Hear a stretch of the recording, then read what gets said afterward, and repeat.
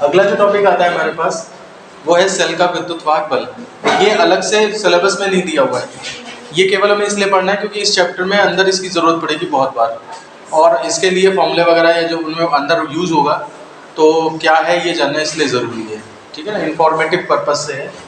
तो सेल का विद्युत वाहक बल या electromotive force of a cell, या शॉर्ट में इसे कहेंगे ईएमएफ। अब यहीं पर है कि इंग्लिश वाले बच्चे तो ठीक है, उन्होंने इलेक्ट्रोमोटिव फोर्स याद किया और ईएमएफ हो गया, लेकिन हिंदी वालों को फिर ध्यान देना पड़ता है।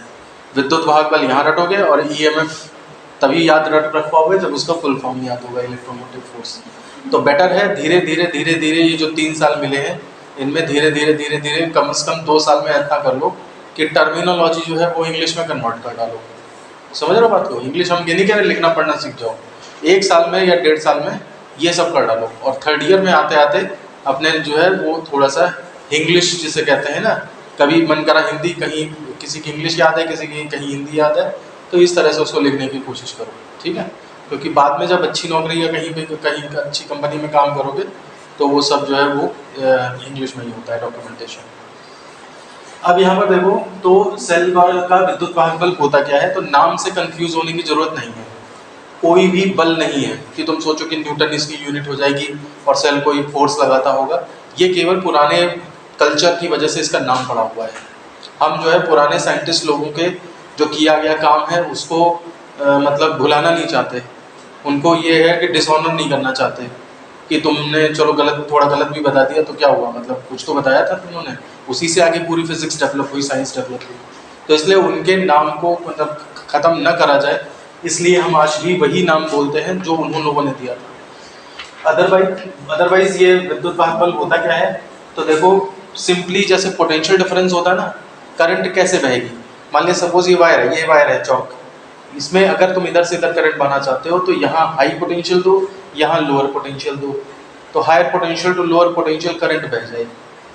सिंपल सा प्रिंसिपल। अब ये पोटेंशियल डिफरेंस कौन डेवलप कराएगा, तो इसके लिए हमें सेल जोड़ना पड़ेगा।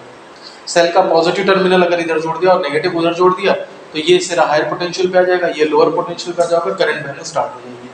जो भी चार्ज वगैरह मूव कर रहा है, चाहे वो इलेक्ट्रॉन, चाहे पॉजिटिव हो, चाहे कुछ भी हो, ताकत कहाँ से मिल रही है, ताकत उसी सेल से मिल रही है, ठीक है? सेल जो है वो बाहर सर्किट में भी करवा रहा है सब काम, और प्लस अंदर भी सर्कुलेट करा रहा है। जैसे मान लिया सपोज करो किसी शादी में खाना बन रहा है, तो हलवाई के साथ 5 लोग गए बनाने के लिए वहाँ पे, तो जब खाना बन के तैयार हुआ तो वो हलवाई क्या फिर घर लौट के खाएगा, वो वहीं पे खाएगा साथ में। तो इसका मतलब हलवाई जो खाना बना रहा है उस बारात में अगर 100 लोग हैं तो उनके लिए बना रहा है, प्लस 5 अपना भी ध्यान रख रहा है कि कहीं ऐसा ना हो सब वही खा जाए और हमारे लिए कुछ बचे ही ना। तो प्लस सेल का काम ये है कि बाहर सर्कुलेट कराना ही करंट, प्लस अपने अंदर अगर करना है तो ये सारा काम। अब तुम ध्यान दो पोटेंशियल डिफरेंस होता क्या है, V = W/Q होता है, ठीक है ना, किया गया कार्य और पर यूनिट आवेश को।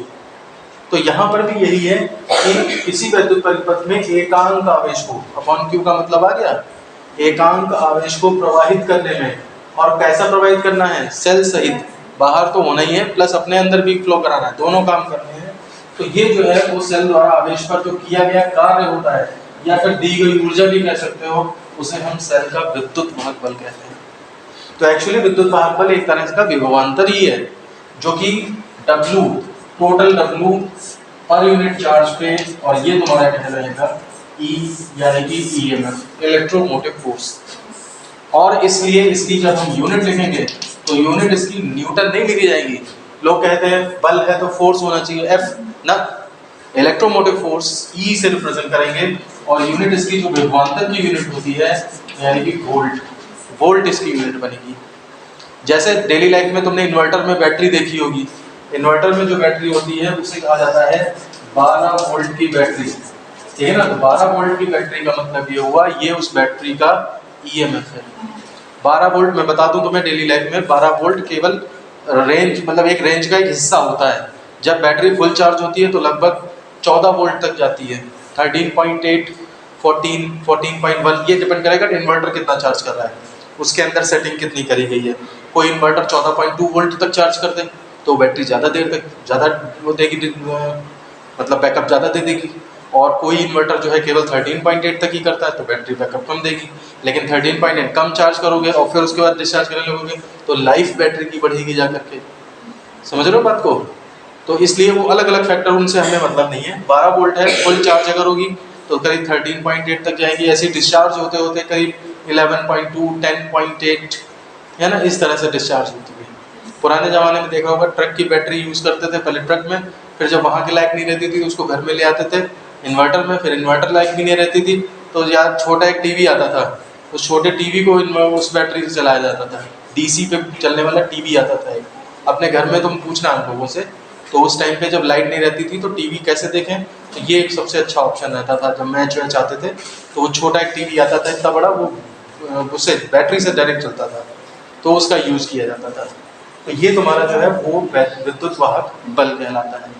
मैं बता दूं विद्युत वाहक बल क्यों कहते हैं। पहले माना जाता था कि जो सेल होता है हमारा, ये जैसे सेल है तो ये सेल जो है प्लस क्यू को फोर्स देता है और तब जाके वो चलता है। विद्युत वाहक बल, विद्युत आवेश को वाहक चलाने के लिए बल, तो लोग ये मानते थे प्लस क्यू को धक्का देता है सेल तब वो चलता है। समझ रहे हो? लेकिन बाद में पता लगा कि ऐसा कुछ नहीं है, और ये एक्चुअली विभवांतर एक तरह का है, एनर्जी जो है सेल द्वारा दी जा रही है। और इसी वजह से जब पुराने जमाने में इसे बल मानते थे तो बल मानते थे तो दिशा भी मानते होंगे, क्योंकि फोर्स तो वेक्टर क्वांटिटी होती है बल्कि। तो इसलिए यहाँ पे ध्यान रखना, विद्युत वाहक बल की दिशा हमेशा नेगेटिव प्लेट से प्लस प्लेट की तरफ होती है, ये ई की दिशा होती है। ये आज नहीं होती, ये पुराने जमाने में होती थी। लेकिन आज भी जब किरचॉफ के नियम के क्वेश्चन सॉल्व करते हैं तो उसमें विद्युत वाहक बल की दिशा ये कंसीडर करी जाती है। समझ रहे हो बात को? कुछ ऐसी चीजें हैं जो हैं गलत, एग्जिस्ट नहीं कर रही है सही इस टाइम पे, लेकिन कहीं कहीं पे यूज हो रही है क्योंकि उस रूल को यूज करने के लिए उसका यूज किया गया है। तो इसलिए विद्युत वाहक बल आज भी नाम है, लेकिन वो वास्तव में एक विभवांतर है, उसकी यूनिट वोल्ट है और उसकी दिशा भी है। अब तुम सोच कहोगे विभवांतर तो अदिश राशि है तो उसकी दिशा कहाँ से आ गई? तो जहाँ पे जरूरत पड़ेगी वहां पे हम इसकी दिशा मान लेंगे। एक नंबर का अगर क्वेश्चन आता है तो उसमें माइनस प्लेट से प्लस प्लेट की तरफ, सेल में अंदर माइनस से प्लस प्लेट, सेल के बाहर प्लस से माइनस प्लेट की तरफ, अंदर माइनस से प्लस प्लेट की तरफ। देखो अब एक दूसरी डेफिनेशन आती है सेल का आंतरिक प्रतिरोध, इंटरनल रेजिस्टेंस ऑफ सेल। बहुत मुश्किल है कि पेपर में पूछा जाए डेफिनेशन, लेकिन आना चाहिए क्योंकि जरूरत पड़ेगी। सेल के अंदर उपस्थित वैद्युत अपघट्य पदार्थ द्वारा सेल के अंदर के आवेश के प्रवाह में डाले गए विरोध को सेल का आंतरिक प्रतिरोध कहते हैं और इसे स्मॉल आर से प्रदर्शित करते हैं। मतलब जब चार्जेस मूव करेंगे तो बैटरी के बाहर तो चलो ठीक है मूव करा दिया, लेकिन बैटरी के अंदर भी जो सॉल्यूशन है, जो उसकी प्लेट्स हैं, ये सब उसके अंदर विरोध उत्पन्न करेंगे और उसी विरोध को हम जो है सेल का आंतरिक प्रतिरोध कह रहे हैं। ठीक है ना? बाहर तो बाहर खर्चा कराना ही है, मतलब हलवाई को जो है सबको तो खिलाना ही है, प्लस साथ में अपना भी पेट भरना है। ठीक है ना? ये नहीं कि 100 का बनाना है तो 100 का बना दिया तो अपने आप कहाँ जाएंगे। तो इसे स्मॉल आर से प्रदर्शित करते हैं और इसे दिखाने का तरीका क्या है डायग्राम में? तो डायग्राम में इसे ऐसे दिखाते हैं कि ये जो बैटरी हो गई प्लस प्लेट माइनस प्लेट, इसमें माइनस से प्लस की तरफ ये विद्युत वाहक बल हो गया, जिसको कि मैंने यहाँ पे एक्सप्लेन किया था। इसी के साथ क्या है, ये छोटा सा रेजिस्टेंस टाइप से बना देते हैं, स्मॉल आर लिख देते हैं और इस पूरे को जो है वो इस तरह से ये डैश डैश लाइनों के बॉक्स से बंद कर देते हैं। तो इससे ये होता है कि ये बॉक्स इसलिए बन गया ताकि कंफ्यूजन ना हो कि ये बाहर से तो नहीं लगाया प्रतिरोध। ठीक है ना? ये इसी का हिस्सा है, सेल का हिस्सा है ये। अब अंदर इसके घिचपिच कर देते तो वो थोड़ा बेकार लगता, तो इसलिए साफ सुथरा अलग से बना के बॉक्स बना दिया है। यानी कि इस सेल का आंतरिक प्रतिरोध ये स्मॉल आर। ठीक है ना? अगर हम इसमें कहें यूनिट क्या होगी इसकी, तो जाहिर सी बात है प्रतिरोध है तो यूनिट क्या होगी, ओम। समझ लो, प्रतिरोध का जो भी मात्रक होता है वही ये मात्रक यहाँ भी होगा इसका। ठीक है? तो ये तुम्हारा आंतरिक प्रतिरोध की डेफिनेशन हो जाती है। देखो एक नेक्स्ट डेफिनेशन आती है सेल का टर्मिनल विभवांतर, यानी कि terminal potential difference of a cell, इसको शॉर्ट में TPD करके भी बोलते हैं। ठीक है? अब ये चीज क्या हो गई, अब ध्यान दो सब कुछ दिख रहा है सामने, सेल ने बाहर कितना खर्च करना है प्लस अंदर कितना खर्च करना है सेल सहित, ये तो वो काम हुआ। ये इंटरनल सेंस सेल के अंदर अंदर केवल काम खर्च कर लेगा थोड़ा। ठीक है ना? ये वहां खपत कर देगा। केवल बाहर बाहर की अगर हम बात करें, सेल के अंदर का छोड़ दें, मतलब जो वो हलवाई खाना बना रहा है वो केवल और लोगों के लिए कितने के लिए बना रहा है, 100 लोगों के बना, अपने 5 लोग अलग निकाल दे, 100 लोगों के लिए बना रहा है, तो वो 100 लोगों का जो खाना है वो तुम्हारा टर्मिनल विभवांतर कहलाएगा। मतलब सेल के टर्मिनल्स पे कितना अवेलेबल है, अंदर की छोड़ दो तुम। तो इसकी डेफिनेशन क्या होगी, बिल्कुल एग्जैक्टली उसी से मैच करेगी। किसी विद्युत परिपथ में एकांक आवेश को प्रवाहित करने में, लेकिन अब की बार सेल को फॉर्म नहीं करना है, वो सेल सहित था, यहाँ पे सेल को छोड़कर है। सेल द्वारा आवेश पर किए गए कार्य, यानी कि सेल द्वारा दी गई ऊर्जा को सेल का विद्युत वाहक बन कहते हैं। समझ रहे हो बात को? और इसके अब क्या हो जाएगा, इसको हम V से शो करते हैं, कैपिटल V से। ये इज इक्वल टू होगा जा करके W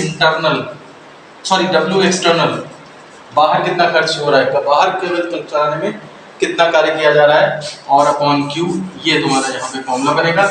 इसकी यूनिट अगर बोलें तो ये हमारी वोल्ट बनेगी फिर से। अब देखो तीसरी चीज आती है, बिल्कुल जैसे वो था डेफिनेशन, सेल का विद्युत वाहक बल, बाहर और अंदर खर्च, ये टर्मिनल विभवांतर है, यानी कि सेल के बाहर खर्च। ये तुम्हारा जो है वो सेल का विभव पता न पा रहा है, यानी कि सेल के अंदर खर्च, ठीक है ना। किसी वही डेफिनेशन रहेगी, किसी विद्युत परिपथ में एकांक आवेश को प्रवाहित करने में केवल सेल के अंदर, ठीक है ना। किन सेल द्वारा आवेश पर किए गए कार्य को सेल का विद्युत वाहक बल, सेल का क्या कहेंगे, विभव पतन कहेंगे। इसको स्मॉल v से रिप्रेजेंट करते हैं, और ये इज इक्वल टू होगा W internal upon Q। Unit अगर इसकी कहेंगे हम, तो इसकी भी हम यूनिट जो है वो वोल्ट कहेंगे, ठीक है ना। तो अब पूरे तीनों डेफिनेशन मिल गई हैं, सेल के अंदर बाहर, सेल के अंदर इतना, बाहर इतना, और अंदर बाहर दोनों मिला दें तो फिर ये, ठीक है ना। अब ये तीनों डेफिनेशन हो गए, अब हम इनको कंबाइन करके कुछ और रिजल्ट्स देख लेते हैं, तब ये टॉपिक हमारा खत्म हो जाएगा। देखो अब तीनों डेफिनेशंस को कंबाइन करने जा रहे हैं। मेरे पास एक सेल है, उसका विद्युत वाहक बल E है, उसका आंतरिक प्रतिरोध स्मॉल r है, मैंने इस तरह से डैश डैश डैश बना दिया, ठीक। बाहर का रेजिस्टेंस में एक प्रतिरोध है कैपिटल R, ये पूरा मेरा सर्किट कंप्लीट हो जाता है, ठीक है। जैसे ही सर्किट कंप्लीट होता है, इसमें धारा बनने लगती है I। अब E कितना है मुझे मालूम है, E is equal to W total कितना है अपॉन Q। V बाहर कितना प्रतिरोध अवेलेबल है, terminal potential difference, W external upon Q, और अंदर कितना, ये सेल के अंदर आंतरिक प्रतिरोध पे कितना है, तो V is equal to W internal upon Q। इनसे रिलेटेड एक प्रूफ होता है, वो 12th क्लास में होता है, अभी हमारे लिए यहाँ पे रिलेवेंट नहीं है। और इसके बाद यहाँ पे ध्यान देना कि इन चीज़ों को निकालने का और भी तरीका हो सकता है। V को निकालने का ओम का नियम यूज कर लो, तो V is equal to IR, इससे भी निकल सकता है। धारा मालूम है और प्रतिरोध मालूम है। स्मॉल v को निकालने का एक दूसरा तरीका भी हो सकता है, धारा I इसमें जा रही है, R प्रतिरोध है, तो V is equal to I small r। समझ रहे हो दोनों में क्या फर्क है? वो बाह्य प्रतिरोध है, तो इसलिए capital V terminal potential difference निकल रहा है, ये आंतरिक प्रतिरोध है, तो सेल के ऊपर विभव पाथ निकल रहा है। समझ रहे हो बात को? और अगर हम कैपिटल E लिख लेना चाहें तो उसके लिए फिर कितना लिख सकते हैं, I इंटू, और पूरा प्रतिरोध कितना है, R प्लस R, इस तरह से भी लिखा जा सकता है। तो ये फॉर्मूले जो है वो V का चाहे इस तरह से बना लो करंट की फॉर्म में, या फिर W की फॉर्म में बना लो। डेली लाइफ में जब इंस्ट्रूमेंट से नापना होता है तो फिर यही फॉर्मूले चलते हैं, क्योंकि I जो है वो एमीटर से नाप सकते हैं। W कहाँ से नापोगे? किसी तार के अंदर कुछ दिखाई तो नहीं रहा है कि आवेश है कि नहीं है, यानी यहाँ तक कि हम करंट को भी नहीं देख सकते। करंट को भी देखना है तो टेस्टर लगा के वो तब बल्ब जलाते हैं, थोड़ा छोटा सा नियॉन बल्ब, तब जाके कहीं देख पाते हैं। ऐसे कोई तार दिख जाए तो पता भी नहीं है करंट, तो उसके अंदर का वर्कडन वगैरह ये सब कहाँ से नापेंगे हम? तो इसलिए ज़्यादातर यही फॉर्मूले चलते हैं, लेकिन कैलकुलेशन के लिए वो भी फॉर्मूले चलते हैं। V E, और इसमें रिलेशन है, फेमस रिलेशन है, V is equal to E minus IR। ये तुम्हें हमेशा ध्यान के रखना चाहिए, कभी कभी यूज हो जाता है। Terminal potential difference is equal to E minus IR। Simple सा है, विद्युत वाहक बल में से तुमने अंदर का सेल का पार्ट निकाल दिया तो क्या बचेगा, बाहर का बचेगा। समझ रहे? इसमें कोई नई चीज़ नहीं है। डिराइव करना चाहो इन्हीं से सब डिराइव भी हो जाता है, लेकिन ज़रूरत नहीं है हमें, तो इसलिए हम इसको अभी यहाँ पर नहीं ले रहे। तो इसलिए ये पूरा टॉपिक में हमने क्या देखा, 3 चीज़ें देखी हैं। वैद्युत वाहक बल क्या होता है, टर्मिनल पोटेंशियल डिफरेंस क्या होता है, और आंतरिक प्रतिरोध या विभव पात उससे निकलता है, वो सब चीज़ें क्या होती हैं। इन सब की धीरे धीरे जरूरत पड़नी है जगह जगह पे, इसलिए जो है इनको पढ़ा जा रहा है। ठीक है ना।